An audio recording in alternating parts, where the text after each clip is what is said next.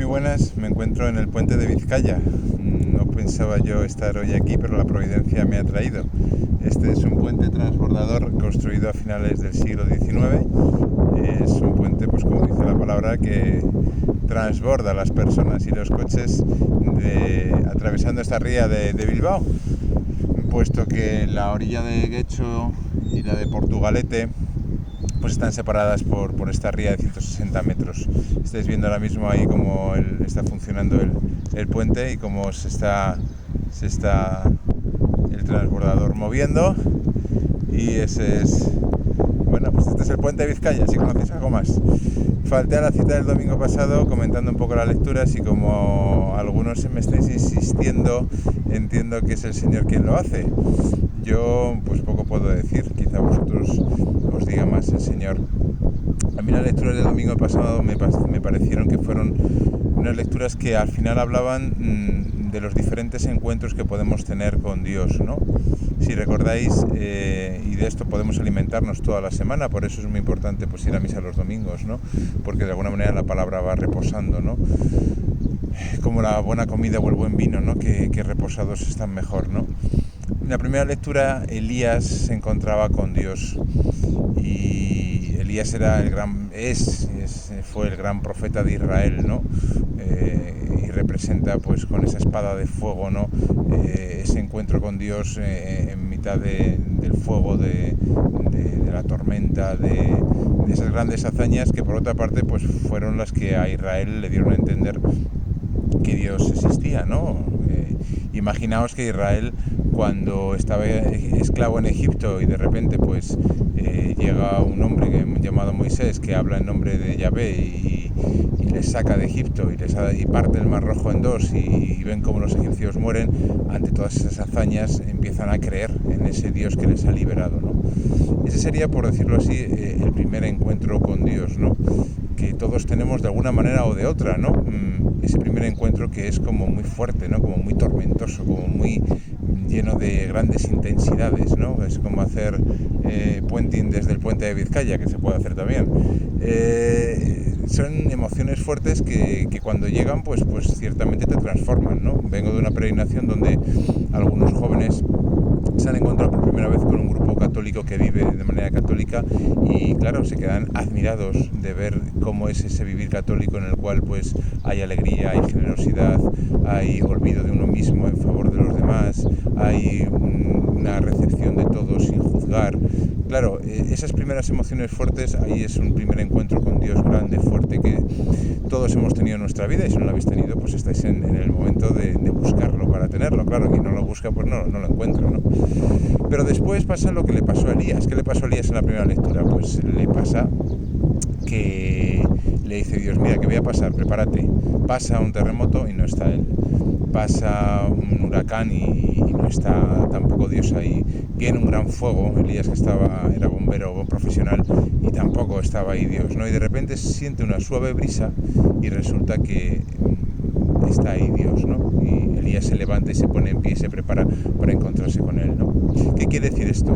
Pues quiere decir que en la vida espiritual como en la vida también humana, los primeros encuentros siempre son muy intensos, ¿no? Pero después lo normal es que Dios vaya educando el corazón y por tanto no nos lleve de golosina en golosina espiritual. Es decir, al principio podemos a lo mejor sentir muchas cosas, pero eso no quiere decir que sea más real que cuando nos sentimos, como en el amor humano, ¿no? Que al principio pues se te ponen las mariposas en el estómago y luego pues no tiene por qué haber esas mariposas, sin embargo el amor puede ser igual de intenso o más, ¿no? Luego esa segunda etapa sería ese momento en el cual pues las emociones no son tan intensas, es la suave brisa en la cual Dios está presente, pero sin quizá las emociones del principio, ¿no? El tercer momento en el encuentro con Dios sería el Evangelio del domingo pasado. Si recordáis, Jesús, después de estar con la multitud, se va a rezar y manda a los discípulos a la otra orilla. Esa otra orilla obviamente es un símbolo de la vida eterna, es decir, les dice, anda, metíos en la barca y empezad a navegar, que es la vida. La vida es pues estar metido en una barca con compañeros de viaje, Dios pendiente de nosotros, porque Jesús está pendiente de ellos, está rezando, pero pendiente de ellos porque Él lo ve todo, y dice el Evangelio, recuerdo que dice remando con viento contrario, ¿no? ¿Por qué? Pues bueno, pues porque la vida ciertamente es lucha. Quizás los más jóvenes todavía no se han enterado, pero los que ya tenemos cierta edad nos damos cuenta de que la vida es lucha. Ayer estuve con un matrimonio Santander, pasando una tarde muy agradable con ellos, pero claro, 5 hijos, una vida familiar envidiable, pero lucha, cansancio. Y si quieres ser sacerdote, pues también. Y si quieres ser clarisa hoy, que es el día de Santa Clara, pues también. Todo es lucha, ¿no? Si uno quiere vivir una vida realmente llena de sentido y significado. Claro, hay personas que se quedan en el primer encuentro, ¿no? Es decir, no salen de las emociones fuertes, ¿no?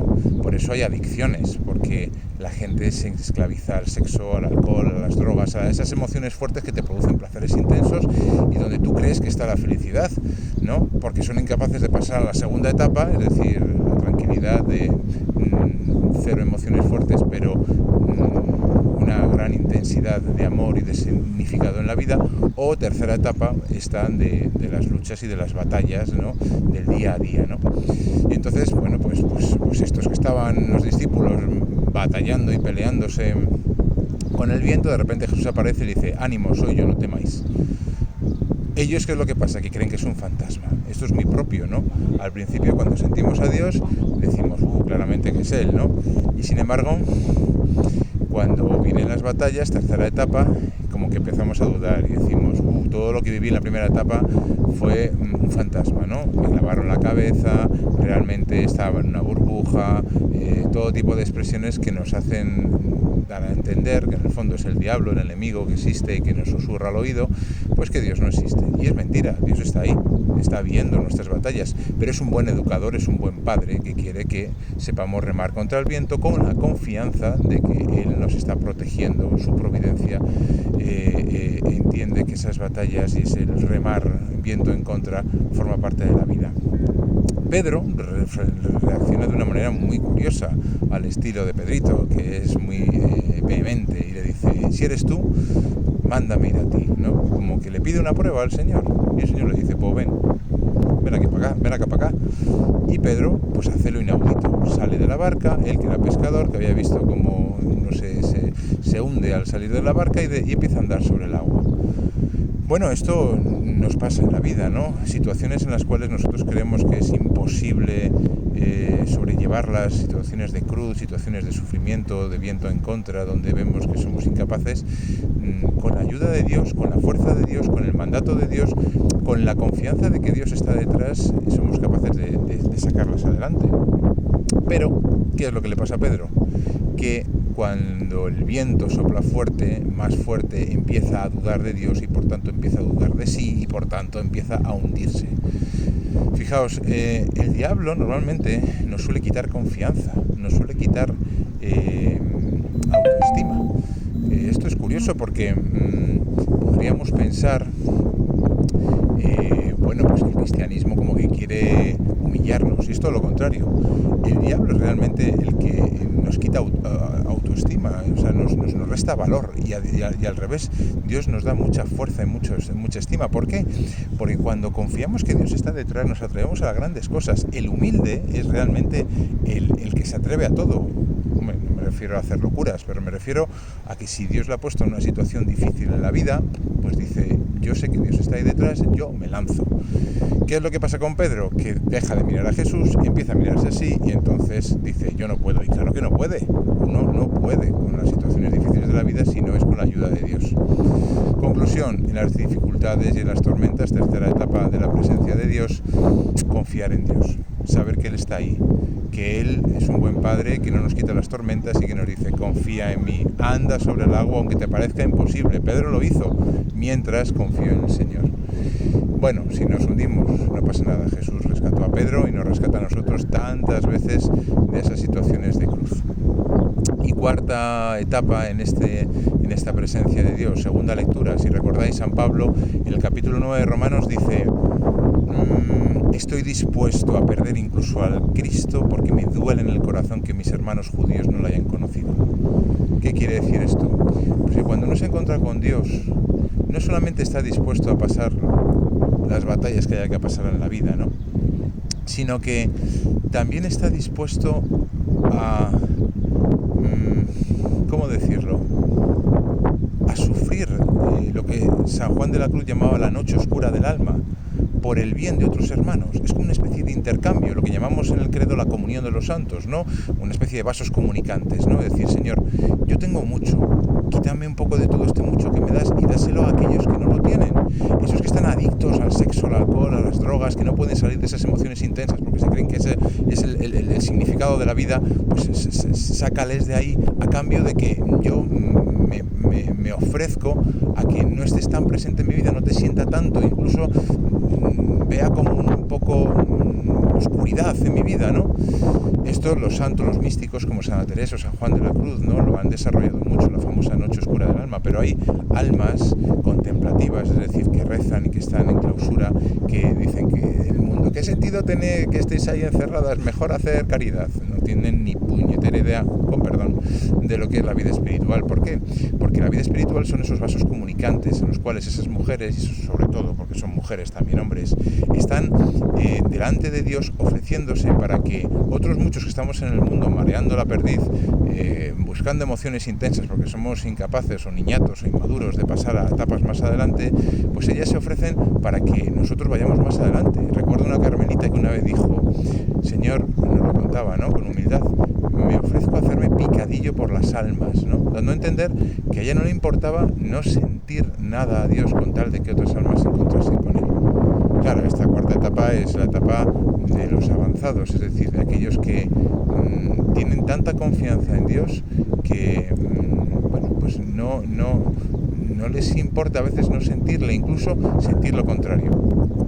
Hay un libro que salió a la luz cuando murió Madre Teresa de Calcuta, que se llama Vence mi luz. Es un libro sobre las cartas que Madre Teresa de Calcuta escribió a su director espiritual. En ese libro se desconocía que Madre Teresa de Calcuta pasó una gran y larga noche oscura del alma, es decir, ella no sentía a Dios.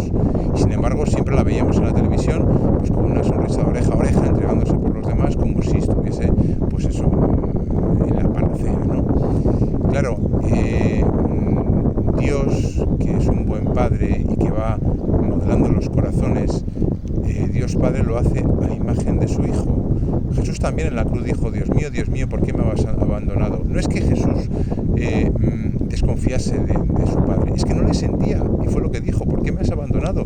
Ese sentimiento de abandono es el que experimentó Santa Teresa de Calcuta y tantos otros santos que han llegado a ese cuarto nivel en el cual pues Dios les ha llevado para que esa confianza a prueba de bombas, de oscuridades, pues consigan que otros muchos que estamos mareando la perdiz por aquí por el mundo, pues demos un pasito más para adelante gracias a ellos. Por tanto, ¿en qué etapa estás tú? No lo sé, quizá estás en la etapa -1, todavía no te has encontrado ni con el amor de Dios, no veas lo que te pierdes. A lo mejor estás en la etapa primera, emociones intensas, ¿no? A lo mejor te has encontrado con Dios, pero si no lloras, si no hay una gran exposición del Santísimo, si no vas con tus amigos a misa, pues eres incapaz de ir. Venga, da un paso para adelante, no busques todas esas cosas, busca a Dios en sí misma, en sí mismo, esa brisa suave donde también está Él presente. Descubre la maravilla de no el amor de las emociones intensas, sino del amor profundo, que también en el campo humano se da y que en el campo espiritual se da también con Dios. Que ya estás ahí, pues no tengas miedo a que vengan pues trabajos y dificultades por el reino de Dios, es decir, por ti mismo, porque el reino de Dios en el fondo es que tú seas feliz. Y si estás ahí y ya has pasado batallas y te falta poco en la vida, pues hombre, haz una locura y dile al Señor: Señor, yo no soy capaz de nada. Si me quejo, como decía un sacerdote, perdóname, pero yo me ofrezco. Eso hicieron los 3 pastorcitos y ese es el lema de mi relación sacerdotal, que no tengo ni idea de lo que significa y que todavía no he empezado a vivirlo, pero ese es el deseo. Señor, me ofrezco para que otros muchos conozcan el amor intenso tuyo, para que sepan lo que es encontrarse con Dios y puedan gozar de ello. Cuando uno ha gozado de ese amor intenso de Dios, está deseando llegar a la otra orilla, aunque en la barca haya oscuridades, aunque en la barca haya vientos contrarios, aunque a veces no veamos a Dios o incluso le confundamos con un fantasma. Cuando lleguemos a la otra orilla, Él estará con los brazos abiertos y todo ese sufrimiento ofrecido y toda esa fe que Jesús tanto valora, se cambiará por quilates de oro, es decir, por muchas almas que, como San Pablo decía, él compraba con tal de que todos sus hermanos judíos que no habían reconocido a Dios en Jesús pudiesen conocerle. Pues un saludo desde Vizcaya y que espero que estas lecturas de este domingo os sigan alimentando como a mí me van alimentando durante esta semana. Que sigáis teniendo buen verano. Adiós.